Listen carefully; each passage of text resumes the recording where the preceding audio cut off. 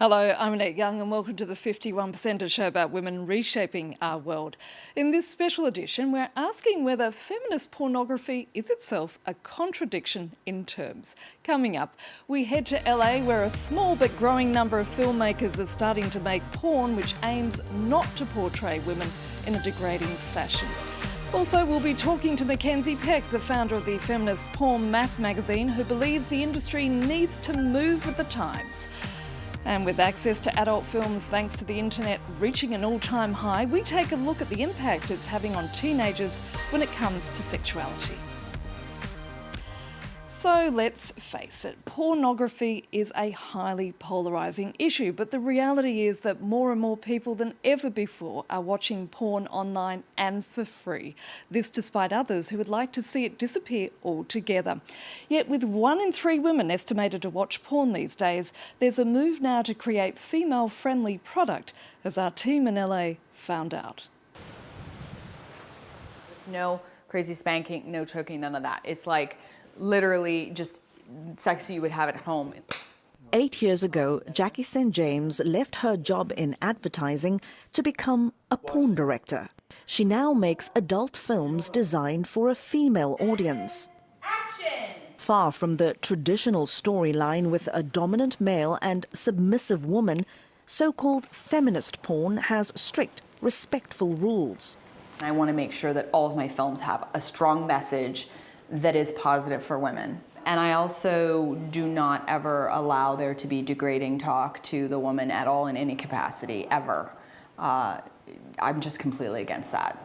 Low-budget adult videos available for free online typically degrade women. The alternative from St. James, glamorous, more realistic pay-per-view films. There's so much clothing here. I know, right? A 2015 Marie Claire magazine study found 1 out of 3 porn viewers is now a woman, and half of them are concerned about the way porn portrays women. We want sex just as much as men do, you know, so we want to be wanted, but in a nice manner, not in a mean, nasty way. Pornography has always been a target of feminist criticism, but a more liberal perspective has been inspired by the sexual revolution and changing public attitudes. Cut! That was great, you guys. You can absolutely be a feminist and make porn. It's a woman's right to do whatever she wants with her sexuality, whether that be a porn star, not be a porn star, be a porn director. It's all good. Transforming the adult film industry is also a goal for Chantel Tibbles. The sociologist has studied pornography for a decade. She attends professional trade shows like the Los Angeles Exbis convention. The fact that the world now is kind of going, oh, you know, there's a counter narrative or there's a different narrative than this porn exploits women thing, that's new and that's awesome. Here, Tibbles is leading a panel about ethics in porn. The culture of harassment revealed by the Harvey Weinstein scandal includes adult film companies. Pornography is fertile ground for assailants. Now that there's a culture, a large mainstream culture of believing women, of being able to speak out in a large group and not be punished for speaking the truth about what happened to you, you know, we're seeing that here in the adult industry too, and I'm ecstatic about it. No doubt it's a difficult challenge, cleaning up the image of dirty films. Now, watching that report is Mackenzie Peck, the founder and editor-in-chief of Math magazine, a feminist pornography quarterly. She also describes herself as a queer and progressive version of Hugh Hefner. Mackenzie, thanks for being with us. Thanks so much for having me. You by profession are a freelance designer. What prompted you to create the magazine? Well, I was actually trained as an artist, and when I was sort of discovering myself sexually, I was really disappointed by the porn options available, and I was finding out all these amazing things about human sexuality, my sexuality, and it wasn't really reflected in the media that I was finding. So I think my artistic instinct was to go ahead and create that media that I was wishing for. We're now witnessing, Mackenzie, an explosion in porn and, thanks to the internet, almost unfettered access. But I would like to know, in your opinion, how is this actually impacting the industry as such? Well, it's an exciting time because you can see how porn is being made. You can break down these barriers that once existed. It doesn't have to be this shady practice anymore, like the fact that you're talking to me right now, the fact that I can communicate directly with my readers through spaces like Instagram and Twitter is really special. And you can directly communicate with porn performers now. You can collaborate with them in a way that is very new. But the classic porn film is still very much seen through the prism of a straight guy, and it does seem to degrade women. And the industry refuses to see that the world has changed, and now, as we've heard there, that 1 in 3 women are watching porn, yet traditional porn is still very violent when it comes towards the treatment of women.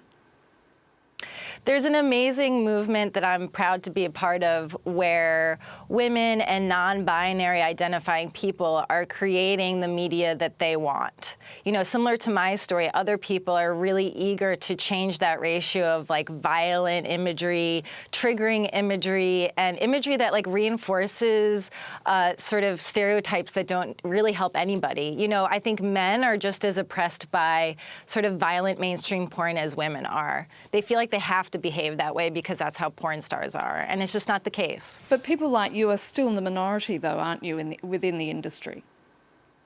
I'd say so. So let's talk about the images in your magazine. I mean, I was looking at them and they're almost arty, one would say. I'm just curious to know, how do you ensure that what you create is indeed female-friendly? Well, I'm female identifying, so I think that just by virtue of being the creator of this material, it's going to be in line with those values. Really, the whole magazine is an illustration of my beliefs. It's not a business plan or anything, it's just my worldview. And I work really hard to make sure that I'm elevating voices that are too often ignored in mainstream media generally. So people of color, hearing from sex workers directly, working with female producers and non-binary producers and trans people will automatically show a different take on sexuality than what you're describing as most common. Mackenzie, I'm going to pause it there for a moment because we can't talk about pornography without talking about the impact it's having on teenagers, not to mention the messages that they retain about the nature of sex between women and men. Some 95% of videos can be accessed for free online and without parental control, as this report shows from our colleagues at France 2 Télévision. From adult taboo to child's play, teenagers are now able to access explicit movies in a matter of seconds. Even someone under 18 can go on the website. The only thing he has to do is to press the enter button. No need for proof, no email address, nothing. You can choose whatever you want. 18-year-olds, German, babysitter. Some also produce their own pornography, trading X-rated images with girls. And was this your girlfriend? No, it was just someone I knew. We went to the same school. Whenever we get a picture, we're like, check it out. She sent me this. 1 in 3 students had seen their first adult movie by the time they were 13, and many say porn affects their sexuality. This school nurse is on a mission to give students an educational context to the videos they might see. Do these videos leave a mark? Yes, a little. Sometimes when you watch porn, you want to do it in real life. You feel that way sometimes. When pornography is available in their pocket, they build their sexuality based on those videos only. So boys think women have to scream during sex and sometimes even experience pain. Girls too feel the effects. Women have to be like porn actresses. They shouldn't have any body hair, just like porn stars. They have to act like porn stars. And so they think that women can't say no to anything. To fight against these stereotypes, the school nurse meets with classes each year. However, not all educators are so comfortable with the subject, and sessions like this one are still rare in France. Now, watching that report with me is Mackenzie Peck, the founder of a feminist porn magazine entitled Maths. Mackenzie, I'm sure this is not the first time this question has been posed to you, but do you believe accessing porn at such a young age can in fact have a negative impact, especially for teenage boys? Well, I think the key really is sex education and media literacy. When the education system is failing our children, they turn to the internet, they turn to porn for understanding anatomy, gender, their own sexuality. So when our systems fail, that's where they go. I think that's the real problem. And then media savviness is key, understanding what it means to make pornography, what tools are being used in media to manipulate the viewer or tell a story or create a fantasy. And once again, Mackenzie, young women seem to suffer from this, that they're not only under extraordinary pressure to look good, but are now being asked to take part in sexual acts that many consenting adults would blanch at.